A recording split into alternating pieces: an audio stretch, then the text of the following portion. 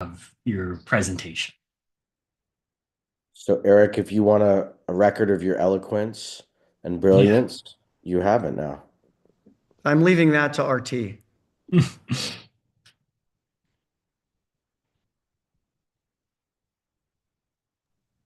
Okay, Jake, we are live on YouTube. All right. If we're being recorded, then good evening, everybody, and welcome to our April 23rd Project Advocacy Committee meeting. Tonight, I think we have a pretty big sort of transit-oriented project for everyone to take a look at. So I hope that's exciting for someone. But before we get into that, I just want to quickly go over our agenda here.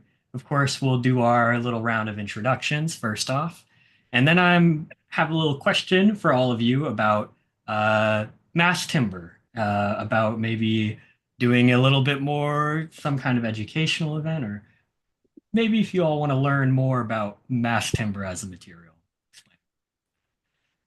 Next, then I'll go over our Pleasant Hills design workshop that we have coming up. This is a pretty big visioning process for the Pleasant Hills site over in Oh, East San I'm so Jose. excited about that. Yeah. Well, I'm glad. I'm glad. I'm glad. I'll have all the details to share about it once we get to that. And then, of course, we'll have our wonderful project presentation with Eric here of University Station. So I'll go ahead and get started with our brief introductions. My name is Jake. I am the facilitator of our pack here tonight, this evening. I'm also a student at SJSU studying my Master's of Urban Planning. Alex, do you want to go ahead and do a little bit, say Sure. something? And Jake has a worthy title at Catalyze SV, a fancy title that I do. fits his work. He's our manager of development projects. Thank you, Jake, for working with Eric to bring this project to our members and for always leading this committee so well. I'm Alex. I'm one of Catalyze SV's co-founders and really, really happy to be with you all tonight. It's just really enlivening to see everyone here, and these meetings are always such a great conversation. I can't wait for you all to get to evaluate this project later. So thank you for being here, for taking your time, especially those who are Golden State Warriors fans. And we will keep things moving and see if we can get out of here before 8:30. Thank you again. I will just call on some people if that's okay, Jake. Yeah, go ahead. All right, let's go down the list. Let's start with Arav. Do you want to say hello and what community, city, or neighborhood you live in? Yeah, so hi everyone, my name is Arav and I'm currently a junior at Wilcox High School here in Santa Clara, and I'm excited to learn more about what the committee does. This is my first time here, so I'm excited to see the work that's being presented. Welcome, Arav. Thanks for being Have you? here. Artie, do you want to say hi?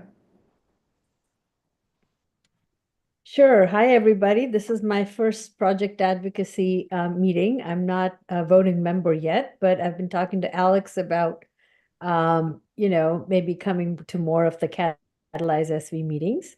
I have a background in architecture and planning, urban planning, and I've worked for several cities, San Mateo, Cupertino, Mountain View, before I retired last year.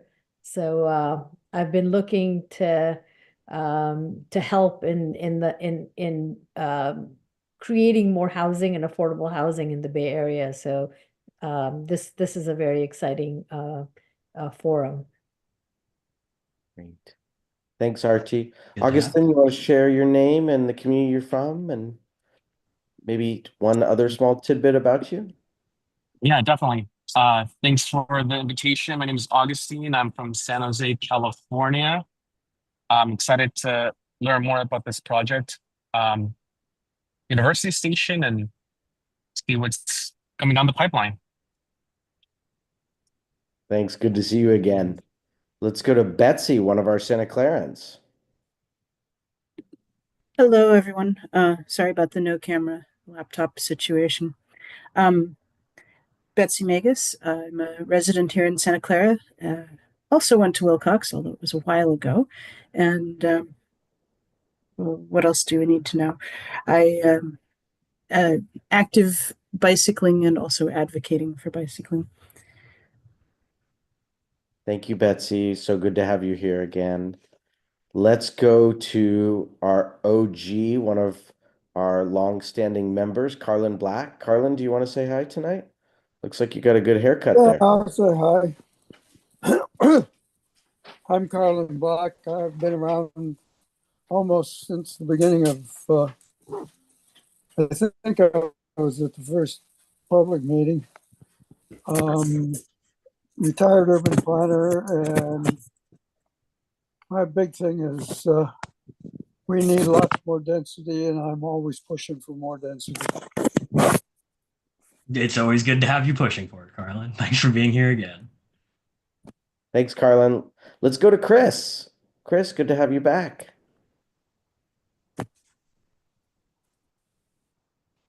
Chris, you're on. Oh, there you go. Yeah, so I'm Chris. This has been a full year. I've been with Catalyze SV. Started out just in the SEAL team, and sometime over the summer, I joined the Project Advocacy Committee. And yeah, I'm just learning more about just trying to keep up with the urban planning field, building of affordable housing. So that's why I'm here tonight. Great, Chris. Can't wait to hear your perspective on the project. Let's go, Diana Moreno. Do you want to say hello?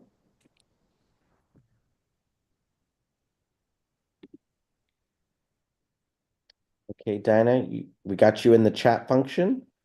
You're welcome to come off mute if you want to say hey, or if you want to just do it in chat, that works too. Great. Thanks, Diana. Let's go to Ismail. Do you want to say hello?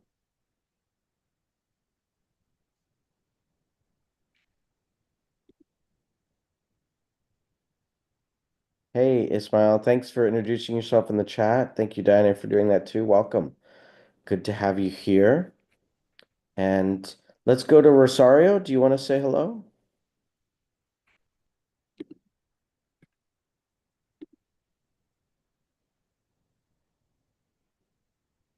Okay, no problem, Rosario. And we got Elijah. Welcome, Elijah. Thanks for the introduction in the chat function.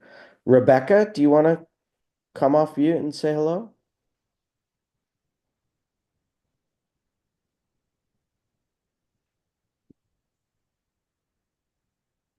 And that's okay if not. Looks like we've got a couple folks more. Sylvia Montano. Sylvia, do you want to say hi?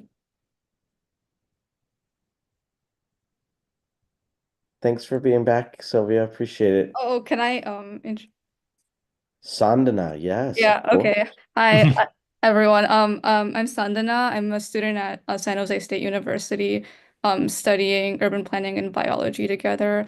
Um, I've been part of Catalyze SV since September 2023, and I guess I'm really passionate about urban planning and ecological restoration, like living in a biodiversity hotspot with a lot of um cool like native plants in the California floristic province. So yeah, I'm just like really happy to be part of Catalyze SV with Alex and Jake. Awesome. And last but not least, Stacy, do you want to say hello? Good evening, everybody. I'm in Santa Clara, and I am a huge advocate for the unhoused, and like to work with nonprofits for the unhoused. But I've enjoyed these meetings. I think I'm on my, I don't know, maybe like sixth or seventh. Last month, unfortunately, I had to miss, but I really enjoy these meetings, and I'm learning a lot. Thank you so much, Enjoy Stacy. having you. Thank you. Yeah. Yeah, I think, Eric, that's everyone. So you can see we've got incredible diversity members who've been with us for many years, members in Santa Clara and beyond, folks who are just learning about the process or just coming to their first meeting, some of whom already know a lot about urban planning and development. So it's a great group tonight. Just a reminder, everyone is welcome to score a project if they've met two criteria. So everyone is welcome to give input tonight and ask questions, but the actual scoring that comes at the end of the meeting, you have to have attended one previous meeting of this committee and donated $5 or more in the last calendar year. So if this is your second meeting tonight and you want to score, just go on our website tonight and donate $5 and your score will be eligible. So we'll get to that at the end of the meeting. And I will turn it back to Jake and Eric. Shalini did Alex, not introduce herself. Also, she would have Shalini. something to yeah, say. can I say hello to all the special welcome to all the Shape SV Star participants. My name is Shalini Gupta, and I am the technical program manager. I'm passionate about building technology for community engagement and running this program. So there are a lot of people present here today through Shape SV Star program. So thank you for joining. And yeah, keep coming. And hi, Lynette Stewart. Sorry, I got thrown off by two Lynnettes in the participant. Welcome, Lynette Stewart. Thank you for being here. Be a little difficult to keep track of all the names and the boxes as they move around. But yeah, thank you everyone for being here this evening.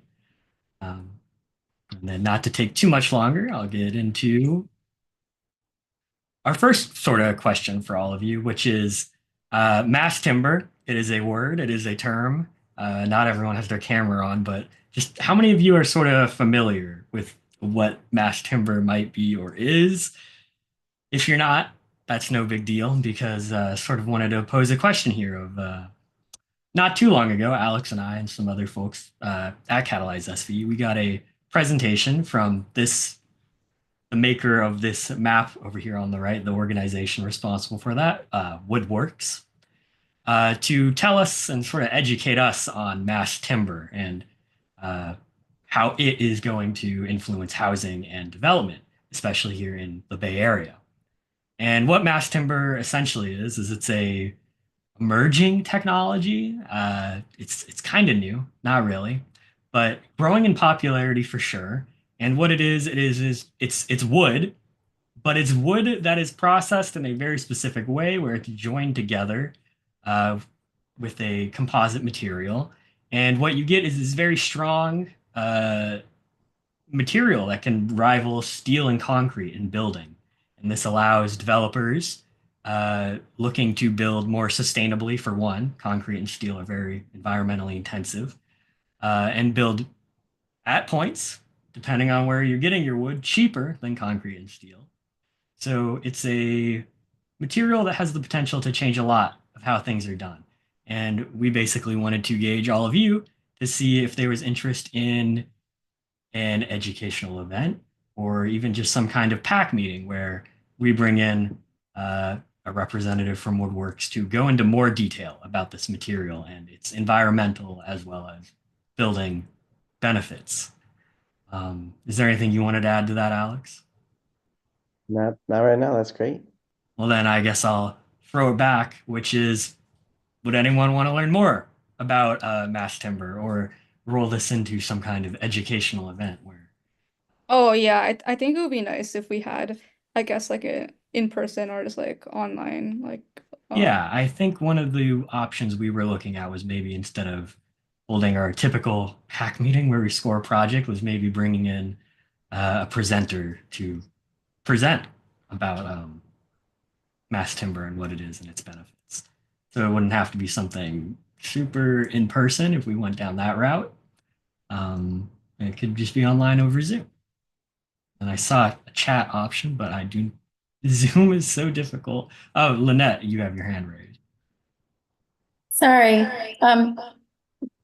Is it material that's treated or when, and if so, with what and how? Yeah, I would like to know more. Yeah, it's a very interesting material. There's a lot of different types of what's called mass timber, but essentially it's slabs or pieces of timber that are glued together, and this gives it a rigidity and strength that typical wood construction with what they call stick framing. It's what a single family home might be made out of. You have the stick framing with the rock board. It is mass timber, on the other hand, is a bunch of wood joined together, glued together, and that gives it properties that are much more closer to something like steel and concrete than to that traditional stick framing. And there's a lot of different applications of it, and a whole lot of ways that it saves on emissions, specifically the emissions involved in concrete and steel production, which are really big, as it turns out. So looks like we have a couple of you that have indicated that you may want to learn more. So I think we will probably be looking into this then as a potential. Oh yeah, RT, you want to just say yeah? Yes. Okay. Well, then I guess Alex and I will put more thought into how we then want to bring this event to all of you, whether that'll be online here or some kind of formal educational event that Catalyze SV puts on. And one of the reasons we wanted to talk about mass timber is, for a long time, developers have said, hey, we can't go above 7 or 8 stories using wood construction because then we have to build steel, and steel is so much more expensive. And mass timber can kind of break apart and eliminate this paradigm. And so we want to see more developers go in this direction. And we want to make sure our members know about mass timber. So if you want us to push for that too, when we score projects like tonight, that's something we can do with your knowledge and input. Yeah. And thank you for all that. It'll hopefully help inform however we choose to present this to all of you. The next thing I have to talk about real briefly here is something where you've given us feedback in the past, and now we've rolled it into an event, specifically our Pleasant Hills Design Workshop. Pleasant Hills is a site in East San Jose. We scored a proposal on this site back in December, I think, of last year. And from that, from all of you scoring it and all of the discussion we had, we basically decided that we sort of need to put out our own vision for the site and help explore the potentials and the reality of this site. So what we've sort of finalized on for this design workshop event is basically groups or individuals. We're all going to get together and using some geospatial tools, GIS, it's called, basically use crayons, colored pencils, and paint on a map to visualize the different kinds of uses and different kinds of densities and different kinds of buildings that we can put on this site. I know a lot of you helped inform what we would be doing for this event, so we're glad to have some of you here tonight to tell you that we've put it all together and we have a date for it, Friday, May 23rd. And what we're hoping to generate at this event is a bunch of different designs and a bunch of potential proposals for Pleasant Hills for this site that we're then going to have a vote on to decide, whose design brings out the best in this site. So that can be in terms of urban design or in density or in any type of attribute. And so our goal is to come together, produce those designs, and then decide on one that we want to bring forward and put to the city, put to the developer, put to the rest of the community as our forward-thinking vision for Pleasant Hills. And let me know if you all have any questions about when this is or where it is. I believe we have an email that'll be going out that'll contain all those details if it has not already gone out, Alex. It went out today, yesterday. Yeah, Yesterday. so Okay. a lot of folks should get that, and if not, Yeah, I got it already. Oh, I've been also taking a GIS course, like I guess like online, and also I was wondering if I could like add any like input for like possible like landscaping, like native sort of like that could be used in the area since it's like adjacent to. Absolutely. It's a Oh, thank you whole, so much. you're gonna be specking out your design and you can write down what elements of it you would want to emphasize. It's a creative exercise. It is a creative exercise. Let those creative juices flow and just build out the site the way that you would want to. That's sort of our hope, our goal with this.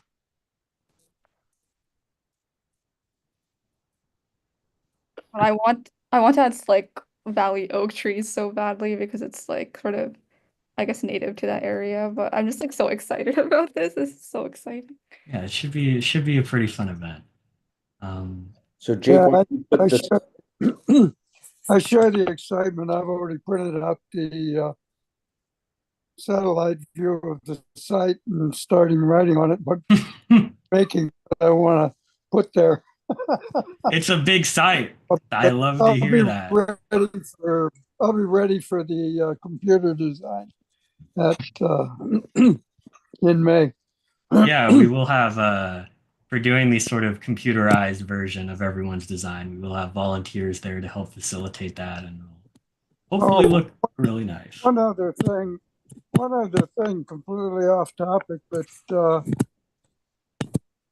Senate Bill 79, which is the transit housing bill, passed the Assembly yesterday, and we really need to jump on Cortese or your senator to make sure it passes the Senate, because that's a huge bill for Yeah, transit, high density transit housing. yeah. Actually, There's lots of things that the NIMBYs are yelling about or yelled about in the assembly meeting. You know, they want their green lawns and 3 cars. But, you know, when I lived in New York, I had 1 car for 4 people, and that was plenty. We only used it about once a week. yeah. Thanks for bringing that up, Carlin. For those who aren't familiar, there is a bill going through the California state system right now to upzone, allow for higher densities around transit nodes. So we have a transit-oriented project tonight, so it would be upzoning the area around Caltrain stations. So fairly impressive bill. Um, yeah. Um, uh, Alex, is there anything we wanted to say on Pleasant Hills before we get to University Station? Just that you don't need experience designing or anything. All you need to know is what you want in an area of town, and Jake and our volunteers will help you design it. So we came up with some ideas here, like an amphitheater and parks and ground floor shopping and retail, and you can do that too with that space. So it doesn't require any expertise, just ideas and passion, and we'd love to see you. And yeah, thank you so much, everyone, and Jake for putting that together, and Eric for your patience as we get ready to turn things over to you. Did you want to link the sign up form in chat, I Alex, if you did. didn't already? Okay, thank you. I see chat. Anyways, go ahead, sign up, please. And without taking much longer, there's one introduction left, and that is Eric. He is here with us this evening to present University Station. So I can pass on over the ability to share your screen over to you, Eric, and you can get started. Tell us a little about yourself and the project. Oh, great. Yeah, thank you very much for the intro, and thanks for having me in this evening. Obviously, we've been following your work and appreciate your advocacy role. And by way of background, I'm Eric Morley with the Morley Brothers. We're a Silicon Valley-based real estate development and investment and advisory firm. We work in the areas of residential, retail, office, corporate campuses, mixed use, and TOD projects. We've developed or entitled about probably 30 million square feet of office R&D, retail, commercial, and about 25,000 housing units over the last 30 years with clients for our own account and with partners. And so was also, by way of background, one of the founding members of the Housing Action Coalition, which was kind of a sister organization or predecessor to a lot of the work that you're doing, and co-chaired that group with Linda Mandolini, with Eden Housing, as well as Leslie Gardino at the time, but really early work in bringing diverse interest groups together in support of housing in Silicon Valley. And so we work extensively with both for-profit and nonprofit housing developers. In this instance, we're teamed up with Bixby Land Company. They are based in Southern California. They've owned the property for many years, and I'll kind of walk you through. What I thought I'd do tonight is walk you through the area in context, then take you through the existing kind of conditions. I'll share with you the overall site plan, and then design and architecture, but really just open it up for any questions that you might have as well. So Jake and Alex, does that sound okay with you? That sounds perfect. Thank you for giving us that sort of agenda breakdown of where you'll be taking us first. One sec. There we go. So let me just move this. Yeah. So just to get everyone oriented, University Station, this is really just kind of site context. 451 El Camino Real. I'll drill down in a moment, into the site specifically, but on El Camino Real, across the street from Santa Clara University, at the Santa Clara Station, and adjacent to both City of Santa Clara and City of San Jose housing on this edge. Santa Clara University here, and then the transit station located here. And bear with me, we've got this file's a little large, so it's latent sometimes. The site itself is just under 11 acres, and I wanted to give you some surrounding. The site that you see outlined, it's a bit oddly shaped. It's just under 11 acres. It's 226,000 square feet of office buildings today, and 2 parking structures. Parking structure here, parking structure here. These are the 4 office buildings. We also own the 10,000 square feet of retail that's located here. That includes a Bank of America, Starbucks, Bagel, and then 2 vacant spaces. There is an existing hotel that is not part of the project. And by the way, our retail is retained and not part of the project also, but we have retail, hotel, this existing office. This is an office building that's located here. It's owned by the Sobrato organization, and it's fully tenanted and occupied by Santa Clara University. And then we have a 3-story townhome residential that's to our southwest. And then down Campbell Avenue, for those of you who are familiar with the neighborhood, the rest of the lotting pattern in that neighborhood is small lot, single family to about 20 units to the acre townhomes, similar to the teacher faculty housing that's owned by Santa Clara University here. And then we have playing fields and other activities located here. Go to the next slide. What we're proposing is a combination of a wrap building, 6-story parking garage, 5-story wood frame construction. And I thought your comments about mass timber were actually well informed. I think it's something we're actually doing on a very large corporate campus project on the peninsula. So happy to provide you actually some additional background and data points in terms of carbon capture and other, and I think the advantages of that.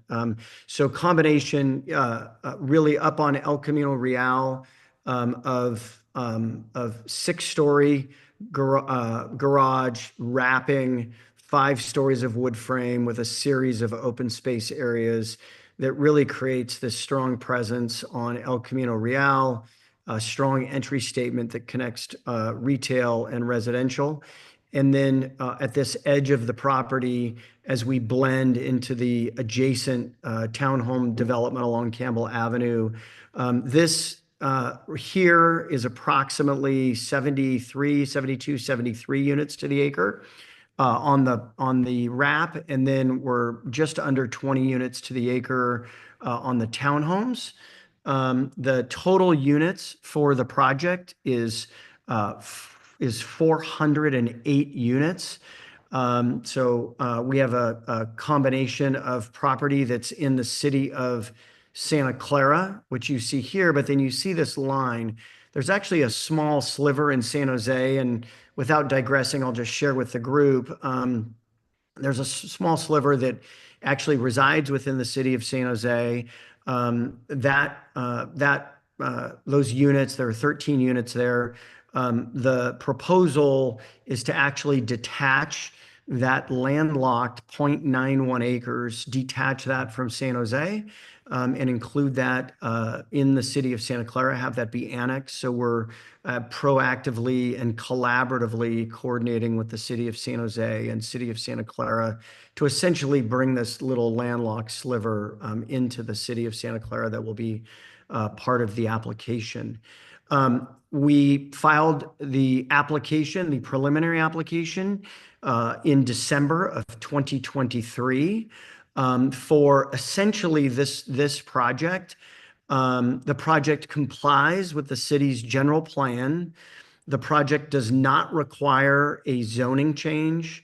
The application before the city is architectural review and a vesting tentative map. We've been working with the city of Santa Clara and city of San Jose over the last year. We filed our formal application in May of last year, and we've been working on this kind of what to do with that edge condition. We finally got that resolved with both cities, so now we're moving forward with the project.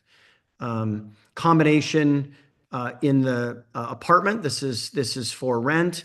This is for sale. Combination of studios, 1 and 2 bedroom units here, 297 units, 111 townhomes. The townhomes are 3 and 4 bedroom. And then we have a series of we have a linear park. There's about 3/4 of an acre of park space in the project as well. Let me just go to the next slide. This just gives you a sense. This is the entry at El Camino Real, fronting right up. We've utilized kind of materiality and articulation reminiscent of the history of this property. This was formerly a cannery that was actually owned by the DiNapoli family, DiNapoli Mulcahy family. We've really picked up a number of themes in terms of kind of brick, cementitious wood look, and other kind of regimentation in terms of the architectural look and feel to bring some of that industrial feel. The project complies with the city's affordable housing requirements at 15%.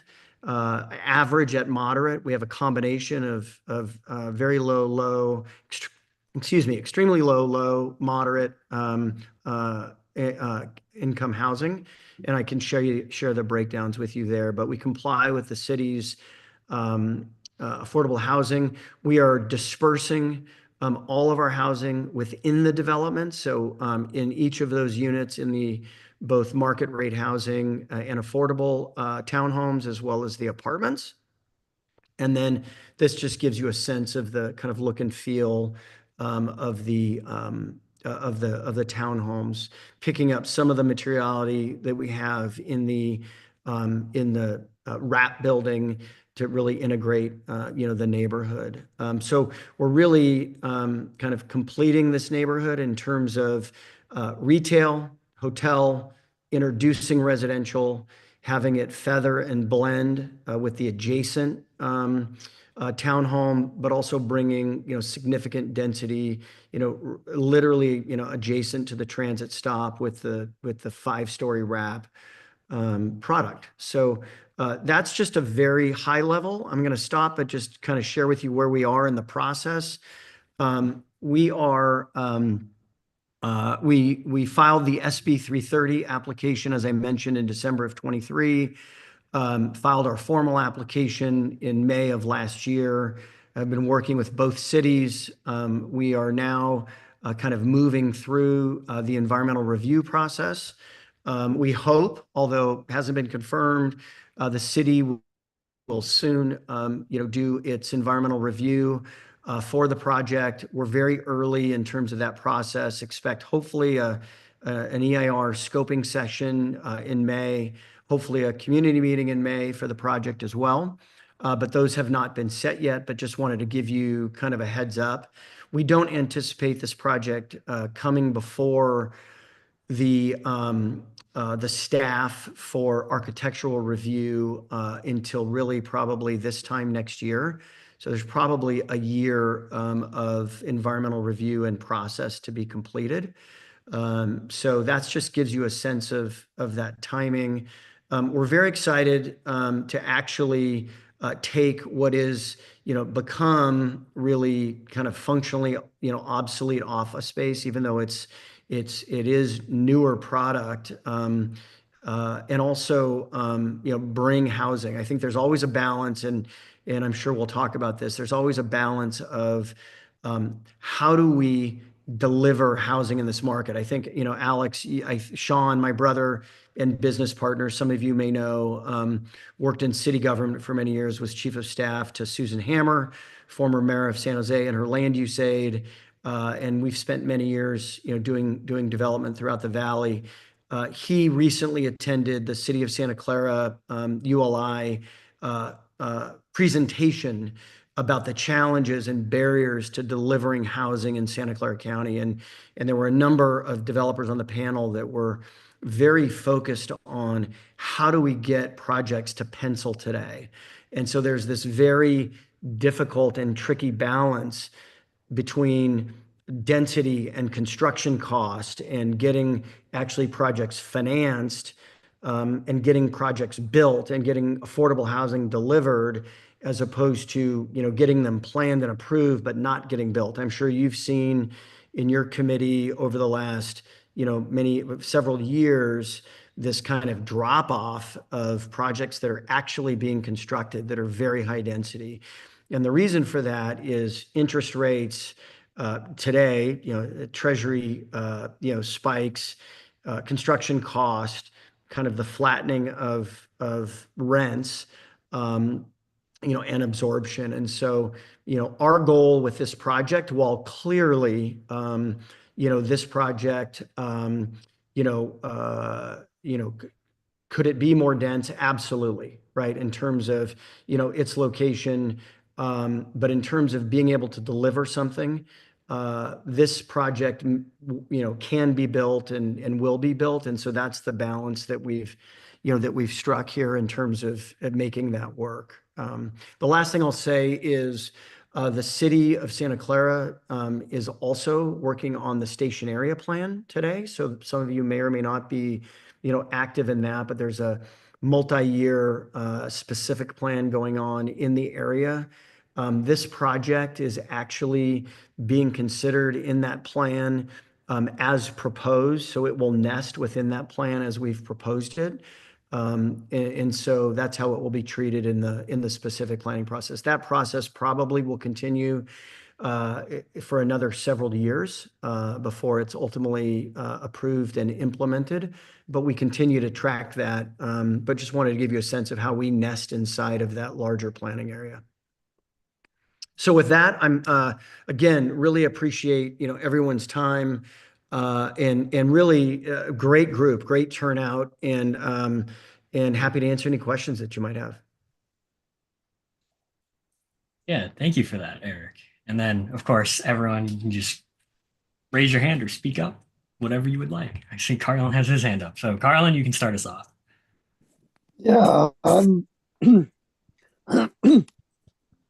I'm really quite disappointed with the townhouses along the railroad there, because that seems like a wonderful place to go for really high density, because there's no there are no NIMBYs in the area to try and say, you can look down in my backyard.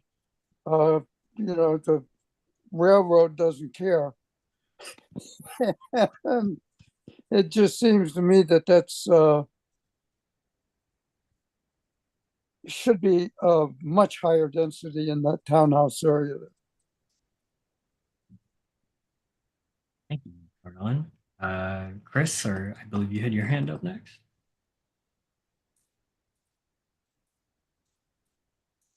Yeah, so yeah, I remember in the presentation you mentioned that it's about 15% below market rate. Is and what's the minimum in the county? Yeah, I thought it was somewhere between 5 and 15% for new construction. Yeah, City of Santa Clara has an inclusionary requirement of 15% Mhm. market rate. So we are complying with their strict compliance and with their ordinance and policies. And then we're also distributing those across each development. So instead of doing a standalone, Mhm. we're including the proportional share in both the townhomes and the apartments. So the rent, so there'll be affordable rental and there'll be also affordable for sale. Okay. Yeah, and I'm just interested, do you find that that decision makes the project doable in terms of profitability? Because, I know one of the biggest problems is whether project will be viable if it's, like over the percentage requirement or even at requirement for below market rate. So I was wondering if that decision to spread it out had that Yeah, no, viability very, factor very, in. yeah, very good question. And we've worked on a range of development, residential development projects that have a range of configurations. We're working on a project on the peninsula right now where we have a 1,700 unit project, 1,729 units. 120 of those are in a standalone building that serves the senior population in that community. So it's a standalone building because there are services that need to be delivered, and then the balance are within or are dispersed within the remainder of the community. So we've done standalone with dispersed and integrated, and then we've done all integrated. I will say that there is a significant economic impact as it relates to delivering an affordable unit, right? It costs far more to build it Mhm. than either the rental rate or the sale price. That being said, we factor all of that in, but then when you start going above what is required, that erodes the financial sustainability and the economic viability of the project. And so we are able to make the project work with that, but I'm sure you're aware, given construction financing, there have been no new, apartment podium or wrap buildings that have been constructed, in the last several years. And so there are a number of financial considerations that are very delicate to ensure that these projects actually get built. And Mhm. so we're focused on meeting the city's requirements, all of their requirements, all of their objective standards, and also delivering a project and also delivering we're not planners, we want to see this get built. And so that's our focus, is how do we deliver housing? And so in this configuration with both the wrap apartment and the townhome combination, the overall project is viable. Yeah, Mhm. good question. Great question, Chris. Oh, thanks. Sandra, you have your hand up? Oh yeah, so this project I guess is along the El Camino Real near like Caltrain. So have you guys like done anything to help with like the bike plan on El Camino Real and making it more, I guess, transit friendly instead of like automobile oriented, since it's such a close proximity to transit destined areas? Yeah. Yeah, exactly. Great question. Yeah. So the couple of things absolutely is the answer. We're working closely with the City of Santa Clara Transportation Department. We're meeting their plan line for El Camino Real. The nice thing is that we have a direct driveway access, or what is pedestrian and bike access directly to the transit stop. So you don't need to get in a car. You can get on a bike, but really you can just walk out of your apartment or walk out of your home and walk down the sidewalk that we'll create, and you'll be directly at the Caltrain station. So instead of, you don't have to come out to El Camino Real and then come back on Franklin, you'll be able to just walk and circulate directly from either the townhomes or the apartments directly to onto Franklin. We have a direct connection at the retail. So yeah, very focused on that with the city and including that as part of our project. Yeah, and building a little off of what Fountain had to ask, is there anything specific or asks that the city has made of you as of yet, as of like bike lane improvements along the frontage of the project or anything like that? They have not. They have not. Yeah, we're simply complying with their, the city has its plan line, for that area that includes their, their requirements. So we're implementing that. Okay, and then also another uh, quick little clarification. The affordable units, you said some of those are for sale and some of them are for rent. I assume the for sale ones are all the townhomes are over in the townhomes. And then That is correct. Yeah. So are any of those townhomes for rent they are not. otherwise? Yeah. So they're proposed to be for sale. Yeah, although I mean, if at some point they were, they would roll into there's the city has a very prescribed rent and sale structure for each of those. But yeah, they're proposed as a combination and a mix of both rental for sale at various income levels, and then also, and I can pull this up if you'd like. I can just share. Yeah, it You would want be me to do great. that real quick? Yeah, Yeah. let me just give me a second. I'll pull up. Just give you just 1 second. I think I've got it. Yeah, here.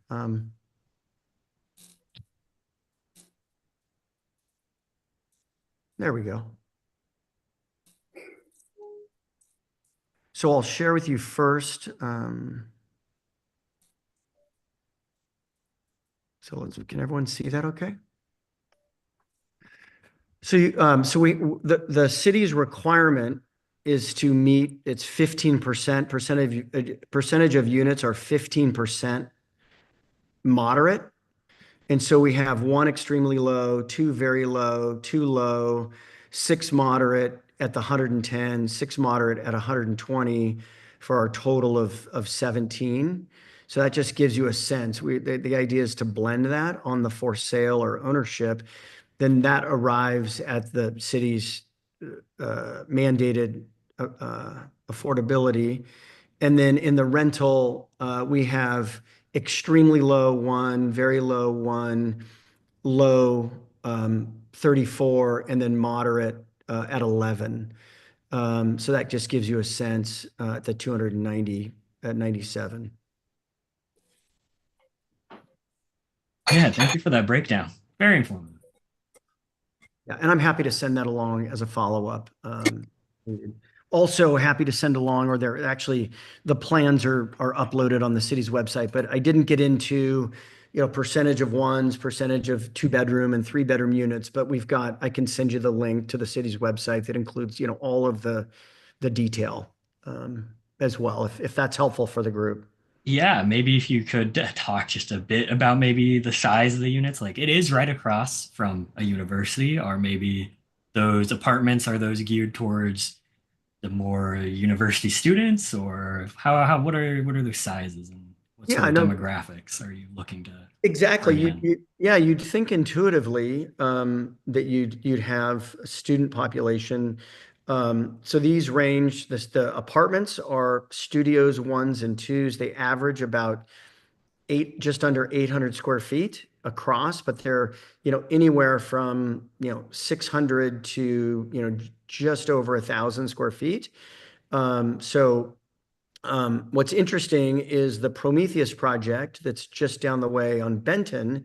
I think a lot of people thought that would have a far more, it would be attractive to to students, and what they found is that it actually has attracted kind of less students. We have set up the project so that given the unit mix, it could be very attractive for individual students. And also individuals, but also, roommate situation if they elected to do that. So the unit mix and sizes are set up well for that. We've also, continued. We have, as a neighbor, we've had dialogue with the city of Santa Clara. So they haven't, indicated, what their, goals are, but we've set it up so that if the city of Santa Clara, or I mean, see if Santa Clara University had, an interest in that, or potentially faculty housing in the townhomes, that those are clearly opportunities to get people out of their cars, to live where they work, live where they educate. So we've kind of set everything up to create that opportunity should the university or should students, wish to live there. So the table is set for that, for the future, and we've kind of built that into the plan. Yeah, thank you for touching on that. I don't know if anyone else has any questions they want to jump into, but I would like to just ask a little bit more maybe about the sustainability aspects of the project. Uh, what's it looking like? Rooftop solar, anything, or the green amenities, maybe EV parking? Yeah, exactly. So we're obviously very focused on sustainability, reach goals. The city of Santa Clara, as many jurisdictions in RT, I think you could probably speak to that as well. From your experience, have all adopted, a series of, reach goals and other and standards. We're complying with all of Santa Clara's sustainability guidelines. I will say, as many of you may know, many cities, starting with Berkeley, passed ordinances for all electric buildings, prohibiting or banning natural gas. That was subject of litigation, and that was since overturned. There are a number of jurisdictions that are actually reverting to uh, allowing either Here, come and park. Oh, don't worry about it, Carlin. I've got a few of those at my house. We're good. In this instance, City of Santa Clara has the all-electric ordinance. Again, I think from a statutory perspective, many cities are unwinding those ordinances and allowing natural gas. We've made the election to keep all of this all-electric, solar-ready, EV, meeting all of the city's reach goals and standards. So this is a fully compliant project from the City of Santa Clara sustainability perspective in our checklist. All right. So then, are you pursuing any sort of like third-party green building rating through either like LEED or Greenpoint or? Yeah, we're not at this time. Typically, what we'll do is we'll design it to that and we'll score it, and we're required to score it. But then it's a question of whether we go get the certification or not. I think the most important thing is to design a building. By the way, I would say I'm also in my off time. I'm a farmer. I'm actually in agriculture when I'm not doing this, and we farm sustainably and organically. I don't have an organic certification, but what's most important is what I grow is organic. So we take the same approach with our development projects. We design and develop them to meet all those standards.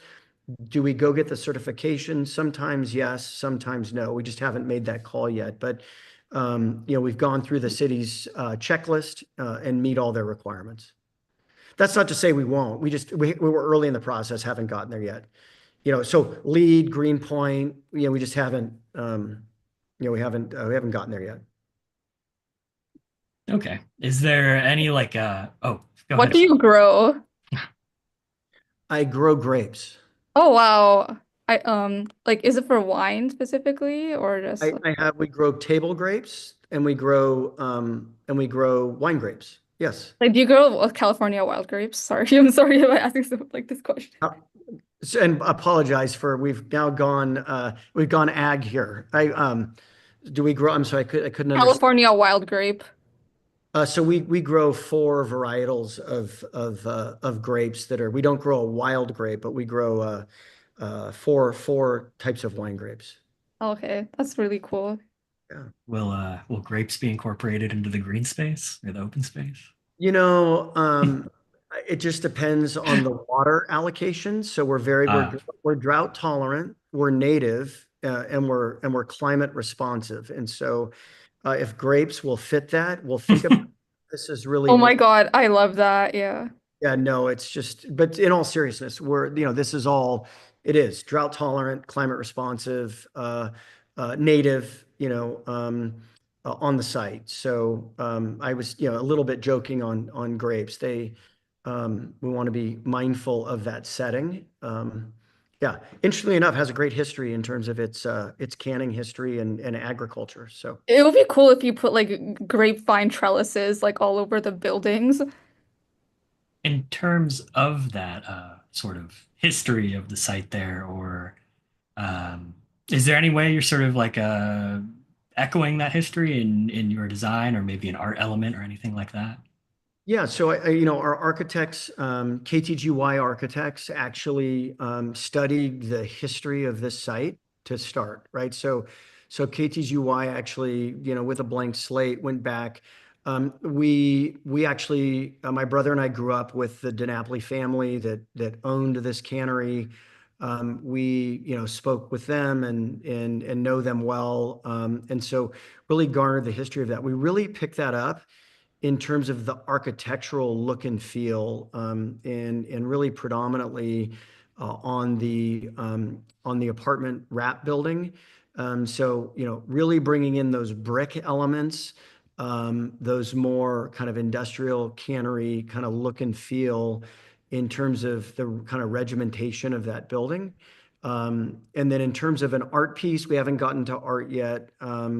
But really we even have it down to and it's like I could pull it up, but it's hard to see zoomed out. But if you zoom in, even on the railing balusters on the frontage, you do have kind of vine or other kind of agricultural tree orchard elements that are in the balustrades for the exterior. So trying to bring in that materiality, that look, that feel, that articulation that kind of recalls the history, but also does it kind of in a way that responds to the future architecturally. Yeah, thank you for getting into that. Yeah, I don't mean to nerd out, but it just, No. and I could have brought it up, and I'm happy to bring it up, but we've got these really kind of fun architectural details that really bring that out. Eric, I have a question regarding if you can throw some light on the community spaces in the project. Yeah, what I can do, if you'd like, I can pull back up the site plan and I can zoom in and we can talk. I can kind of drill down on those spaces. Yeah, let me just give me a second to pull that slide back up. Yeah, I thought that would be. Yeah, always great to have a visual. Yeah, and then what I'm gonna do too, if the image, sorry, the images or the file's so large that it's bogging a little bit. Just give me a couple of seconds here.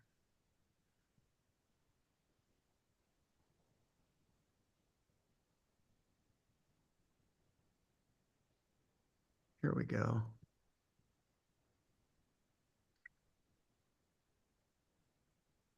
Thanks for your patience. I just wanted to zoom in on something for you.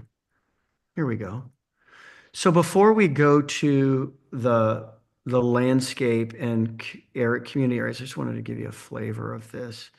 So when I talk about architectural detail, we talk about these, this facade is all layered in kind of brick, and then you have this darker materiality. These are the kind of orchard vine, kind of reminiscent of that kind of, cherry blossom, balustrades and railing. So I just wanted to give you a flavor of kind of what I was talking about there.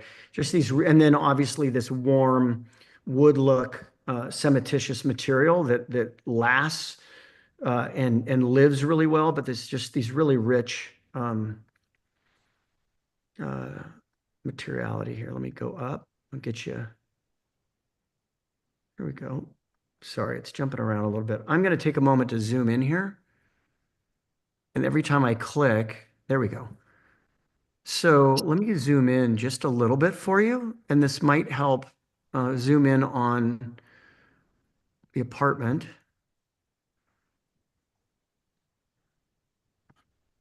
There we go. So we have a series of common open space areas. We obviously we have our kind of frontage along along El Camino Real. Inside inside the, I'm going to blow this up. We have this kind of really, we have kind of lobby leasing amenity here, kind of really activating that corner. Down here, leasing will probably be doing, when we say amenity, it's typically like a co-working space in here that activates this corner so that it really plays off of the Bank of America in this retail corner. So you have this nice kind of entry statement here. And as you get into the building, we have this clubhouse, club room that literally kind of feeds and kind of spills out onto this pool deck. And we have a combination of spaces, and it's kind of hard to see here. I'm going to zoom in a little bit more, but a combination of kind of, I'd say, passive and active areas. So obviously pool, spa, we have an area here that's covered, that's actually more of like an outdoor co-working area, lounge area, barbecue. And this is at the ground floor. But then as we get out to this area here, we have a secondary open space area that is really kind of broad and programmed. Again, barbecue, this is open turf area. We actually have an area here against this wall. Let me let me scroll down just a little bit. Against this wall to potentially program some outdoor screening and other.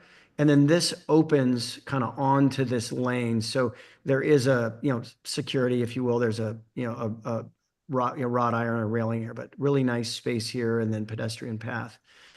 And then as we progress down, we actually have it's about a half an acre, an RT, just to give you a sense. This is about 80, because RT is my planner, one of my planners in the group who, and by the way, for the group, I've worked with RT for decades in Cupertino. So it was really nice to see you tonight.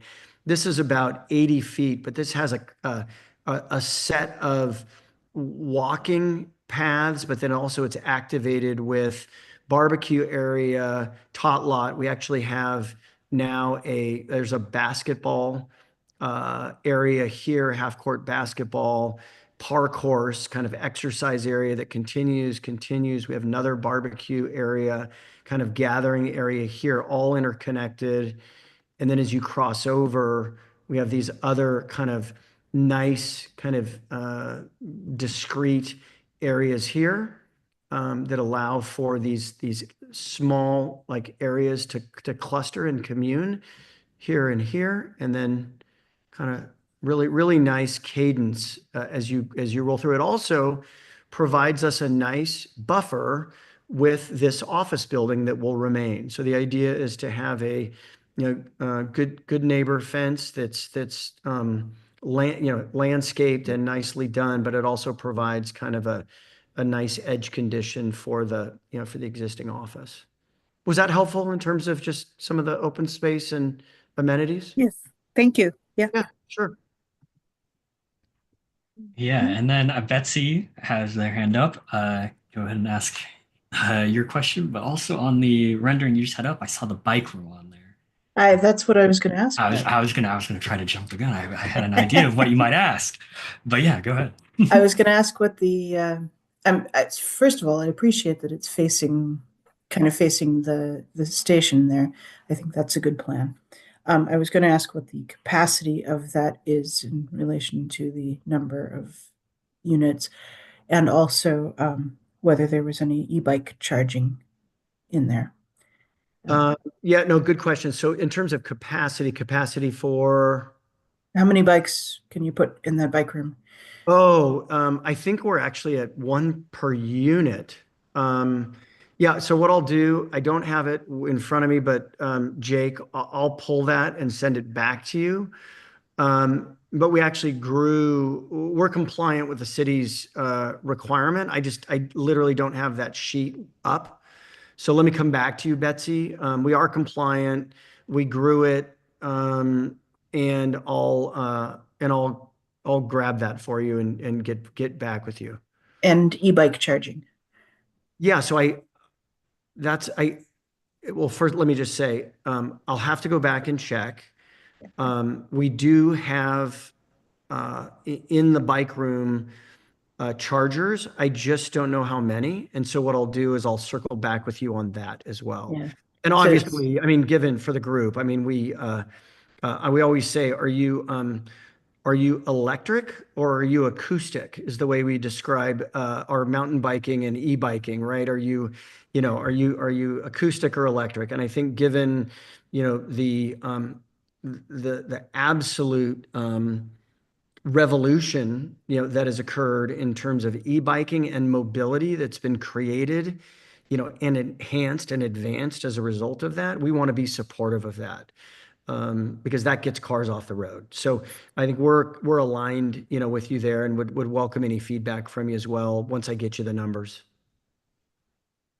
So in case anybody hasn't heard me say it before, e-bike charging normally just is an ordinary wall outlet, the same place you'd plug in your vacuum cleaner. Yeah, super efficient. I mean, super efficient. And then compared to the drawings you have now, is the bike room in a different location and larger than it was before? Or? Well, let me just see if I can pull it up. It may not be shown on this plan. Yeah, it's not shown in this plan. Oh, there it is, bike room right there. So this used to be, this was smaller when we started. Do you see this little notch that we're showing here? It was at the word bike. So we've grown that. I can get you the square footage, the bike capacity, Betsy, number of plugs. We can get all that for you. Happy to do that. Just don't have it for you tonight. So that'll accommodate the 1-to-1. How many units is the apartment building? 268? 298.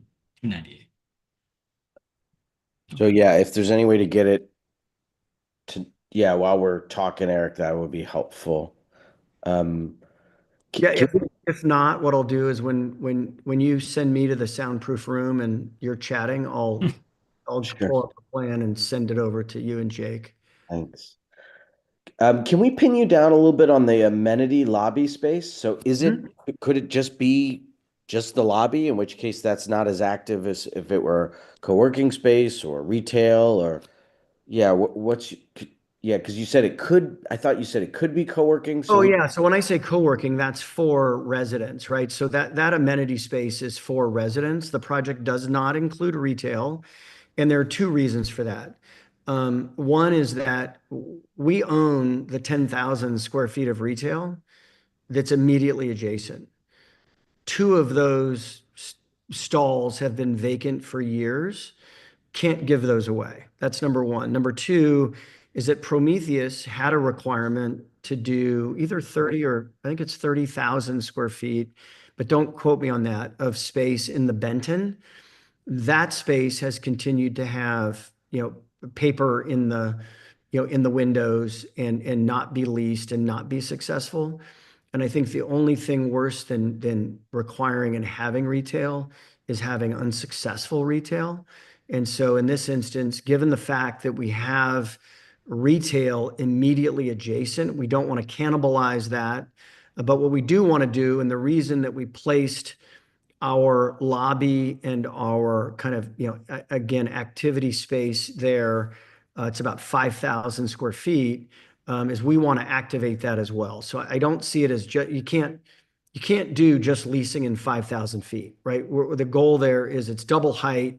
It feels like retail. It feels activated. When you look at the rendering, you can see kind of that's the goal there, is to create a bookend on that corner, to have it talk to the retail adjacent, to create an entry, to create a gateway for that. But those are the reasons that that we intentionally did not include retail on that corner, knowing the submarket, knowing the market, knowing the submarket, knowing the micro market, and knowing our kitty corner, and the fact that Bixby owns next door and the struggles they've had.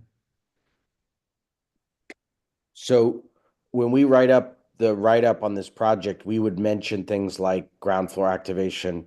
Should we be saying maybe co-working space or definitely co-working space? I would say resident serving activity space is really what it will be. Resident serving, activated resident serving space. So leasing and resident serving space. Okay. And sometimes developers suggest or include community rooms. Is that a possibility for that space? Yeah, community room for the public or for? Oh, either.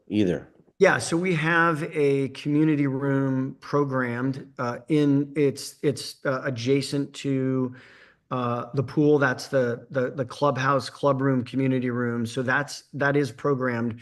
We do have that. We're not proposing a broader community space, and mostly because you have Santa Clara University, right? That has it serves its students and residents. You have the kind of neighborhoods beyond, but they're really bifurcated, by Santa Clara University. We have faculty housing immediately adjacent, and then all of the other townhome and single family developments that are within San Jose and Santa Clara on Campbell Avenue. That's really the planning and lotting pattern there. They're all kind of fully self-contained, and so we haven't proposed any public serving space for that area. And I will say the specific plan, which is being considered by the city, includes on the city lot, which is directly across from our retail, significant community amenity plaza space. So if you look at that specific plan, it is being programmed for civic and public space on the city lot, which is a parking lot today, and that's on the north side of Franklin, which is literally across the street from our retail. So we really didn't see a need or a requirement. We don't want to cannibalize kind of over amenitize. Yeah. So members, maybe we can give some input during our scoring process on that resident serving amenity space and what our ideas might be for it. Eric, I had another question. Could you go back to the design? Is that building on the left side of the project? Is that an entire parking structure?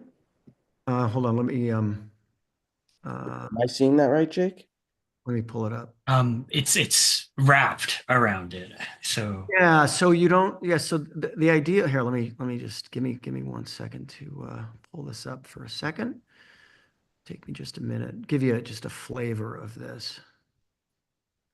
and in this case, more completely wrapped than some other projects we've looked at. Yeah, It's you're more so exposed. yeah, you're not going to see a more kind of wrapped edge, and I'll show you this image here. Yeah, you see, I mean, there are different approaches, right? If you look at the Sobrato project, that's Domicilio, that's just down the street, you see parking structure at the ground level that is kind of clad or kind of hidden by landscape. In this instance, let me share. What we do is we completely wrap it. So there is a parking structure that is sitting behind this facade. This is what you see. You see this one entry to get into the garage here. Everything else is completely wrapped on the building on 360 degrees. And you see how that, I'll show you how that reads in the plan. So see how these are, and then this is wrapped. This feels like a, this is all, it's just, it feels like a, an exterior clad development. That's what that. Units on that whole building on the outside. Yeah, with the exception of at this edge, we create a facade that looks like that, but this does have some of our, we have to have a side of house or an area to service utilities. But yeah, you're getting this stacking of units and this very clean look. So like you said, Jake, you've probably seen some others where this entire edge is a garage, and it's got wrought iron, and that's it, and some landscaping, and grows up over time. We think it's a cleaner, more elegant, more complete streetscape by implementing kind of this cadence down each street. Is that helpful? Yeah, thank you. Eric, on the barbecue that you talked about near the Paseo, is that open more to the neighborhood? Yeah, so exactly. That's open to, so the apartment development will have its amenities. The townhome development will have its amenities. The apartment building will be run by ownership, right? It'll be singularly owned. The townhome development will be owned by an HOA and governed by that. And so they each have their independent and fully amenitized areas. So they operate, essentially independently, if you will. And because they're going to be under separate ownership, they need to operate independently.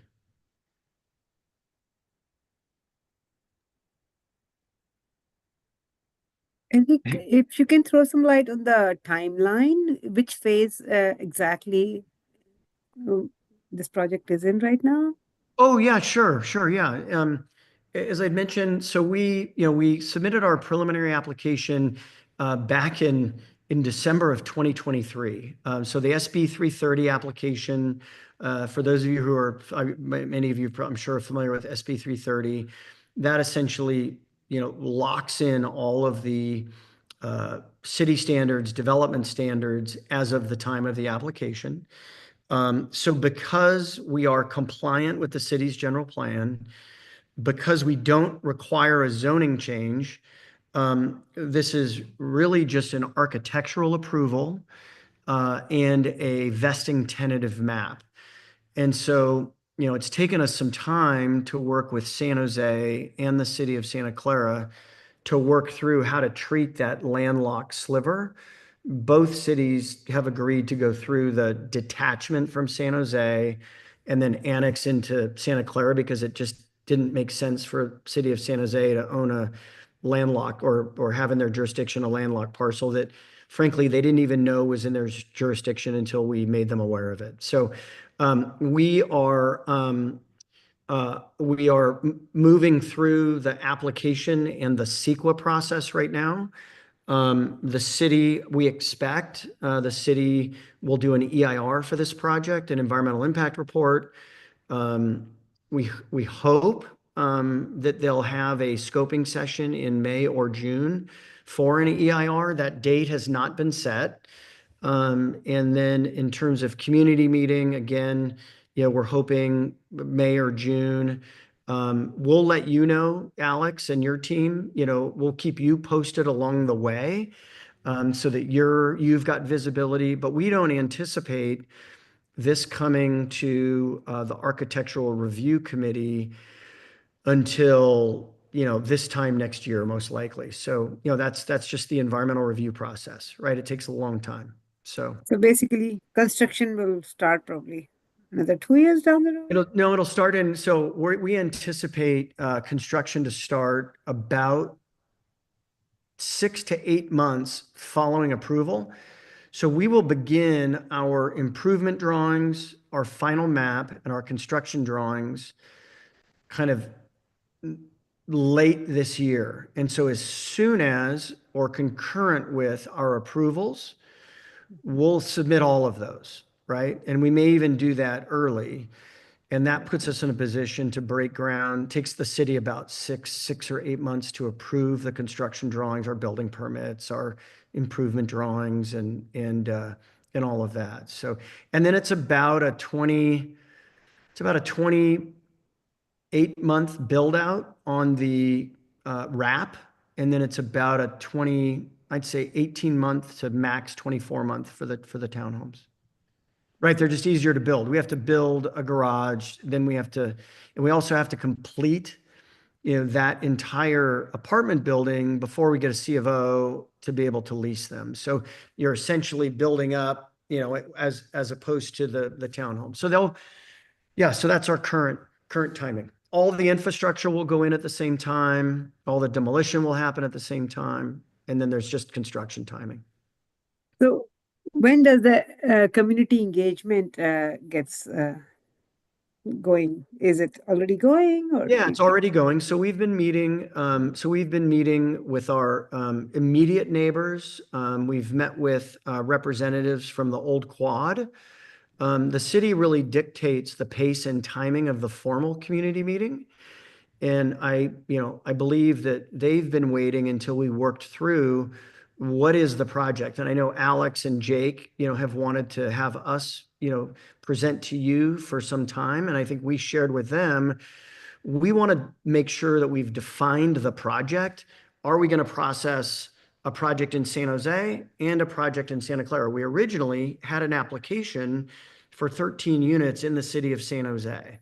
And so it took us about a year to work through what is the definition of the project, how will the two cities interact. The great news is they're collaborating very well with us and each other. And so we just so that took some time to define the project. Now that the project has been defined, we'll be more active in terms of not just our immediate neighbors, not just Old Quad. We'll do a formal community meeting. This evening is part of our engagement. So we appreciate, you hosting us and taking the time, to have me in tonight. And again, I think I shared with you, we come from a housing advocacy background, and also my brother was on the board and chair of Charities Housing, for many years. And so, corporation. And so we come from that kind of spirit and philosophy. We also, though, bring a level of feasibility and practicality, because we want to make sure that projects get built and not just planned. And so that's what we're doing here, as well as wanting to be able to deliver housing and affordable housing in the near term, to the city. So yeah, really appreciate, hopefully that answered your question about, community engagement. And again, Jake and Alex, appreciate your patience. It's just taken, nearly a year to kind of work through the mechanics, and we're finally kind of off, and this is great early engagement with you. Yeah, we're glad to have you here, even if it took a little while. It's good to have you presenting, and also thank you for extending that you will keep us informed on those future community engagement meetings that are scoping. That's all great. And then I just want to extend to everybody else. I saw RT had their hand up. Just one or two more questions, and then I think we can go ahead and maybe wrap up the Q&A session. I had a similar question, really a couple of quick ones to Shalini. Eric, when do you think this project will get planning approval? Probably spring of next year. Okay. And then that paseo that you have behind the townhomes, is that accessible to everybody, including the apartment complex? Those would be, they'll be separate. They'll be separately managed, separately. So they're going to be separate, and they're going to be run and owned and managed separately. Okay. So yeah, good question. But a community member at large could walk through the paseo, right? Well, it'll be private property. They could, but it will be restricted. This is going to be a private. These are private streets, private development. We haven't determined, is it going to be fenced? Is it not? But from all practicality, think of any townhome or neighborhood that has an HOA. I'm thinking of many that we've developed, and I've driven back through or walked back through. Those are private properties in private areas, right? So these are considered, these areas will be private. Now, if I'm a member of the public and I'm driving or walking on a sidewalk, typically, when I'm walking on those streets and other developments, someone's not, there's not a security person there. But those areas are intended for those residents. Okay, thank you for touching on that. And then, Augustine, just with the last question, I guess, if no one raises their hands right after this. Well, thanks, Eric. Pleasure to meet you, and thanks for sharing all this information. It sounds like you have a great plan and you're very well connected. You've built some great relationships over the years. So, what are the odds, or what's the risk associated with this project? What are the odds it gets approved versus not? Oh, great question. And before I do that, I just wanted to compliment both Augustine and Stacy. They have maintained the most amazing smiles for this entire time. And I just wanted to compliment them. I'm teasing. There it is. It's not easy, Eric. It's not Oh easy. my God. No, good question. So, I think because the project complies with the general plan, because the project does not require a zoning change, because the project, is filed under SB 330, and because it's an architectural approval, and a vesting tentative map, the development path is very clear. I think the most important thing is just time, right? Is to move the project as expeditiously as possible, in order to get it approved and get it built, right? That's our goal right now, is really to do that. And the city of Santa Clara has been deliberative, in terms of their, review and their timing. San Jose has as well. They've been coordinating with us and together. So for us, it's really a matter of, just moving the project forward now that it's been fully defined, and advancing it down the road. And obviously, would appreciate, your advocacy in support of, getting more housing and more affordable housing. I'm sure that would help, immensely as well. And as I said before, appreciate the role that you play, in the community, in the development community. Yeah, totally. And when you're working on these projects, do you work on one project at a time, or how many projects are you working on currently?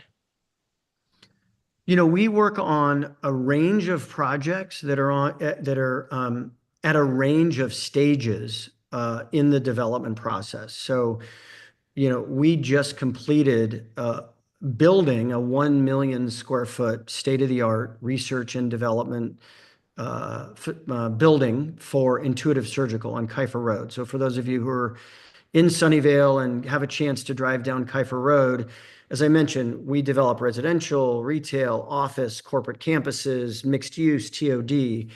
And so to give you an example, we're at the environmental review stage in this project. We just delivered that project after 7 years of design, entitlement, CEQA, construction, and then certificate of occupancy. So, in our projects and clients, range from, Apple to Meta to Cisco to Intuitive to Prologis. So we do a lot of corporate work, but then we also have about 3,000 residential units in various stages of development right now.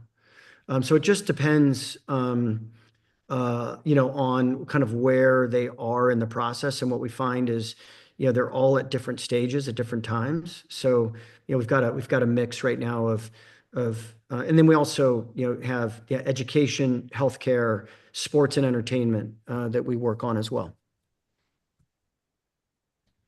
Yeah, thank you for illuminating all of that. And just to add on to it maybe a little bit, we are looking at maybe scoring another Morley Rose associated project maybe next month, the Moonlight Center, the Moonlight Plaza one over there. So, no. Yes, and I also have one coming up. I'm not going to tell you where it is, but I have an 80% affordable project that we will be sharing 80% affordable in the near future. So it's market rate and affordable, but it'll be an 80% affordable project. So stay That's tuned. very interesting. Yeah.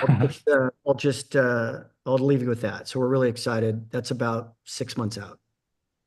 Well, thank you for leaving me hanging on that one. Eric, I will, of course, be interested to reach out to that. But thank you for sharing University Station with us tonight. And I think, as you said earlier, we might move you to that soundproof room and go ahead. Yeah, no, I'm going to head out. Scoring. And then I'll see if I can pull up the plan sheet and just shoot you a quick email. Yes, I have what Santa Clara posted on their website, but if it's anything newer than that or other details, I don't currently have that. So yeah, it'd be good to have the affordability breakdown and the plans, like you said.